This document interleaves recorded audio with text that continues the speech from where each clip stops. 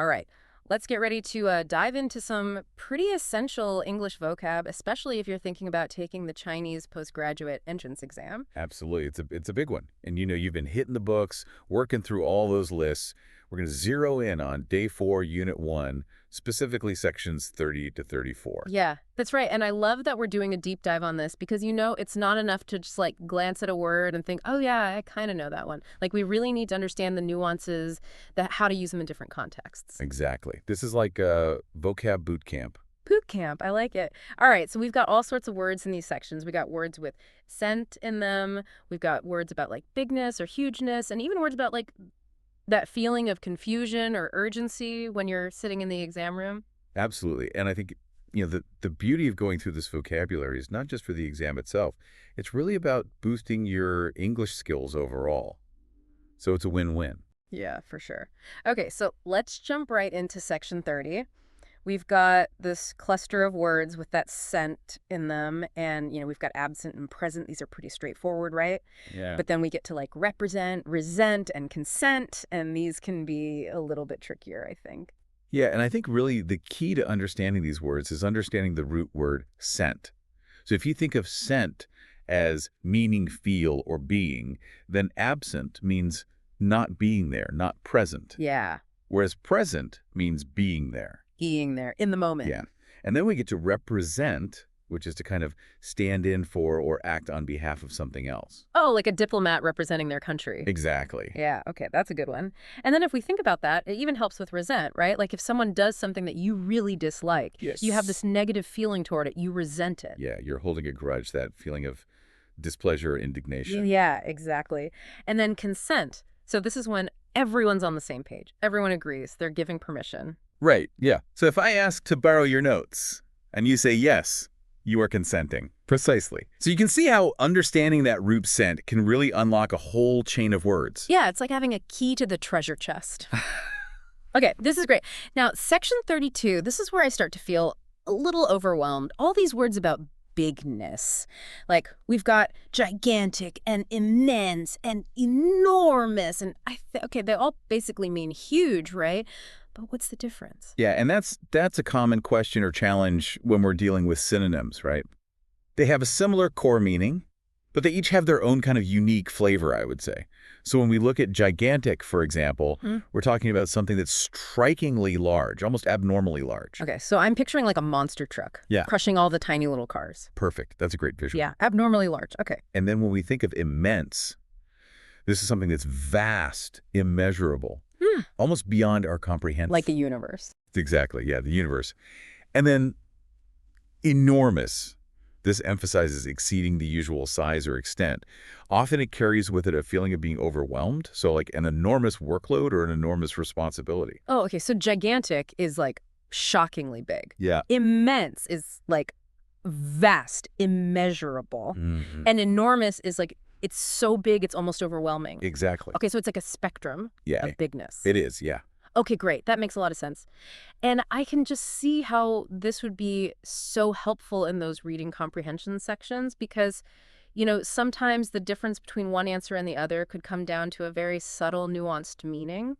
Exactly. It's all about understanding those subtle shades of meaning, reading between the lines, and grasping those nuances that make all the difference. Okay, now bring on the chaos, right? Section 33 words about confusion and urgency. Oh, yeah. All right, we've got mess and we've got chaos, which, to be honest, is how I feel sometimes when I'm facing a mountain of vocabulary. Yeah, I can relate to that for sure. Yeah. So how are these words different? They both seem to describe a lack of order. Yeah, they do both convey that sense of disorder and a lack of organization, but mess is usually localized.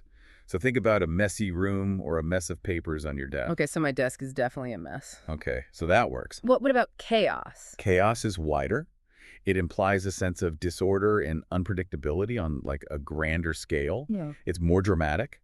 So if you're thinking about a chaotic traffic jam or a chaotic natural disaster, that's when you use chaos. Okay, so if my cat knocks over my coffee while I'm studying, that's a mess. Yeah. But if a sudden thunderstorm knocks out the power and my notes are flying everywhere, that's chaos. Exactly. Okay, got it. So where does disorder fit in? Is that somewhere in between? Yeah, disorder is a great word because it can be both physical and abstract. Yeah. It just means a disruption of the usual order or a deviation from what is expected. Okay, so like a disorderly crowd breaking the rules, or a medical disorder disrupting the body's natural functions. Exactly. Yeah, the versatile word. Very versatile. Okay, so we've got our messy, chaotic, and disorderly situations covered.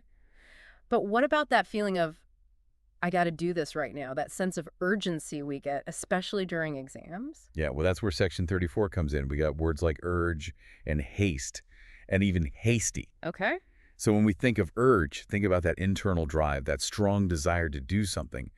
It's the feeling itself. Like the urge to learn all of these vocabulary words. Exactly, yes. Right. Yes. And when that urge is translated into action, and we're doing it maybe a little bit too quickly, that's when haste comes in. So if I'm rushing through my vocab flashcards, trying to cram everything in at the last minute, that's hasty studying. Yeah, precisely. Hasty is doing something too quickly, often without careful consideration. Right, and that often leads to mistakes. Yeah, exactly. So it's all about finding that balance, having the urge to learn, but not being too hasty, Yeah. which, I think we're all guilty of at times. Oh, for sure. But yeah, it's helpful to recognize these patterns, I think. Absolutely. Okay, this is super helpful. Good. Yeah, for sure. So it's all about finding that balance, right? Like having the urge to learn but not being too hasty. I'm definitely guilty of that sometimes, but this is super helpful. What else do we have in this section? But let's shift gears a little bit and look at some interesting word pairs in section 31. We've got sharp and we've got blunt. Now, sharp, that's pretty easy to visualize, right? Yeah. A sharp knife, a sharp wit, a sharp mind. Yeah, but blunt can be a little trickier, I think. It's not just the opposite of sharp in a physical way, is it? You're right. Blunt can be used to describe someone who's very direct in their communication style, maybe even a little insensitive. Oh. So think about a blunt comment. It might be truthful, but it kind of lacks that tactful touch. Yeah, okay. So sharp cuts cleanly and precisely, whereas blunt is more like, well, forceful and direct. Yes, exactly. Okay, that makes sense. Now, what about blunder? Does that have anything to do with being blunt? Well, while they're both related to a lack of finesse, blunder is specifically about making a careless mistake, often a pretty significant one. Hmm. So it's like, tripping and falling flat on your face Okay. in front of everyone. A blunder that leaves you feeling embarrassed. Ouch, I can picture that. Okay, so blunder is definitely one I'm going to remember. Let's switch gears again. Talk about frank and sincere. These both seem like positive qualities, Yeah. but what's the subtle difference? Well, frank emphasizes honesty and openness, even if it means expressing something that might be uncomfortable or unwelcome. So imagine having a frank discussion about a difficult issue. Right. It might involve some tough truths. Yeah. Whereas sincere highlights genuineness and heartfelt emotion. Oh, okay. So a sincere apology comes from the heart. Yeah. Well, a frank assessment might be honest, but potentially a bit harsh. Precisely. Okay, that's helpful. And, again, I'm noticing this theme of understanding these shades of meaning is so key. Okay, let's keep going. Let's tackle some more words here. What's next? All right. Let's move on to section 34, where we encounter some words related to groups or collections. We'll start with flock and multitude. Okay, flock. I always think of birds when I hear flock. Right. Is it only used for animals?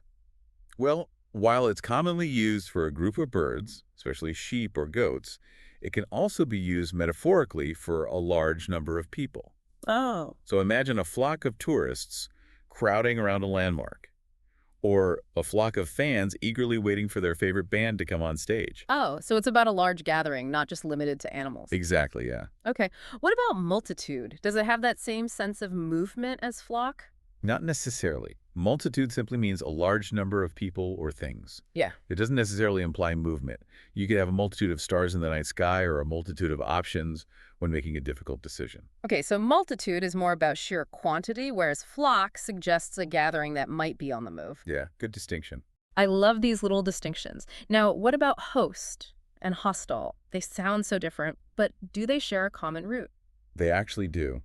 Believe it or not, both words come from the Latin word hospes, which interestingly means both guest and host. Wow. So host, of course, refers to the person who welcomes and entertains guests. Right. But hostile describes an attitude or action that's unfriendly, even aggressive. It's a pretty dramatic shift in meaning. That is a dramatic shift. Okay, so from the welcoming embrace of a host to the icy stare of a hostile stranger, language is full of surprises. What other word pairs do we have in this section? We also have mass and mess.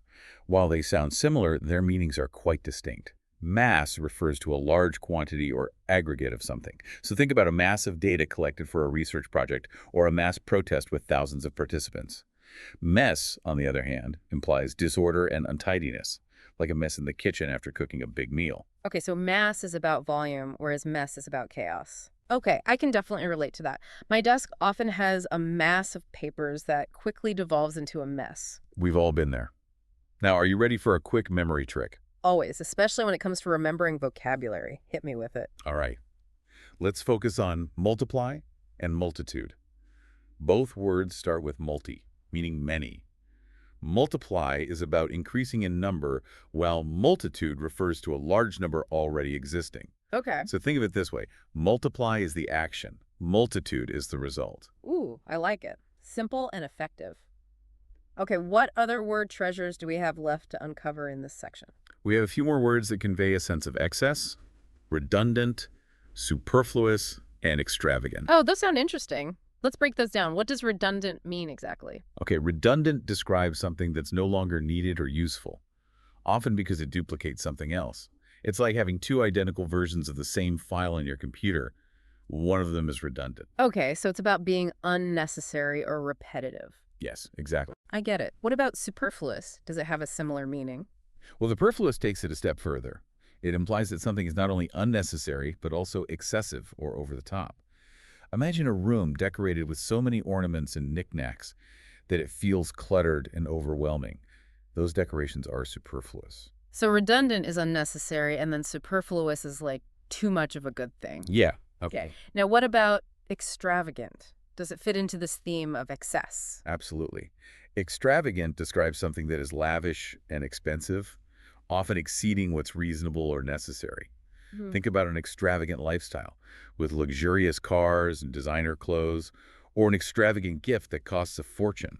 So extravagant is like the ultimate form of superfluous. It's not just unnecessary, it's over-the-top luxurious. Yeah, exactly. It's like the peak of excess. I'm starting to see how all of these words connect. Exactly, and that's the beauty of language. Exploring the relationships between words helps us understand them more deeply.